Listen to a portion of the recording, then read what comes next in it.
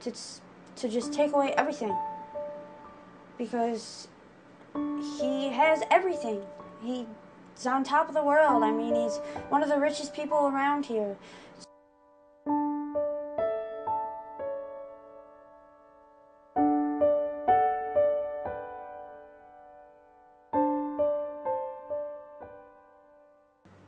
You take away my job because I want that.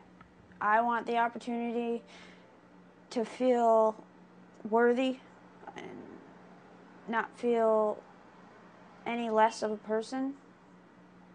They gave the hotel a leaflet with my picture on it, and then the very next day I had work, they fired me. There's no question why I was fired, because my picture was on the leaflet. They were all wrongful. Yeah, I don't think it was right at all. They were wrongful terminations because the management of the job found out about the union and decided to take action and did it wrongfully. So we think that they all should have their jobs back. They're good employees. Yeah. Yeah. They did nothing wrong except for try to help the business grow and be a better place to work at.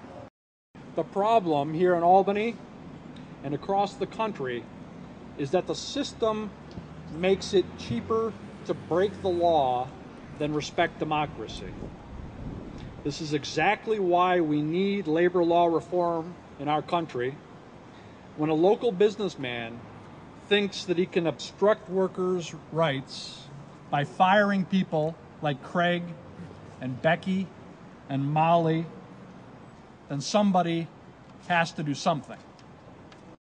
I myself never had a verbal warning, written warning, or anything to that effect, but saying that I was on the organizing committee, that's, the reason I was fired. They told me it was lack of business, but I'm sure that it was because of the organizing committee. When they fired me, I cried. I don't know if anyone else cries when they get fired, but it wasn't just me losing a job, it was me losing my health benefits, and I need those. Because like I said, I have a lot of problems, and they didn't care. They just said, oh well, we have to terminate you, and that's fine. Because like I said, I'm not going nowhere, and I'm going to fight this until the end. And I'm going to have my job back, and I'm going to continue to fight for every employee that's there, because they deserve to be.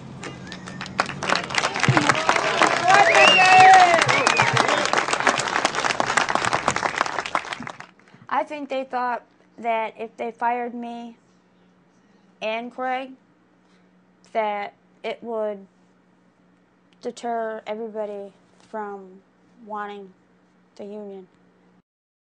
Working with people like Bob and Neil, people that are in decision-making positions, we can get stronger. We can guarantee that this will not happen again. I don't want it happening in the city of Albany. I don't want it happening anywhere in this state or this country. But it's our responsibility to stand united to make sure it doesn't. So thank you all for being here, and congratulations. It's a great event. Thank you. Thank you, Jerry.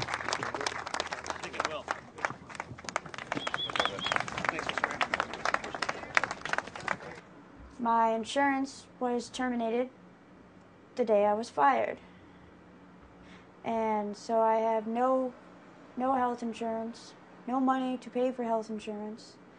So my two specialists that I have, one on the 19th and one in June, I can't go to. So much away from you. They took it all away from me. And I want it back. I want it all back. Like I said, I don't want to be rich. I'm not asking to be rich. All I want is to have my smile.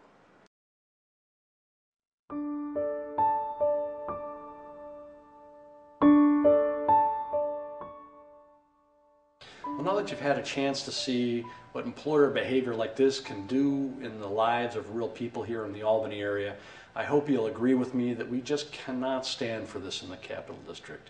This is not what the Capital District should be about. There are a couple of things that you can do to help.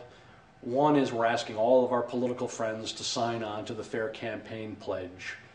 But for everybody, we need people to volunteer and to come out to pass leaflets or do whatever they can do to stand with these workers. Jim Morrell is a big local business owner.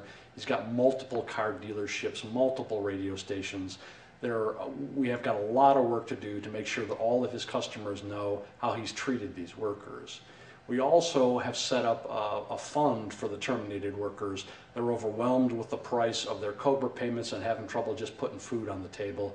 We would ask anyone who has any extra money to donate it to the number that you'll see on the screen. And I thank you in advance for any help that you could give.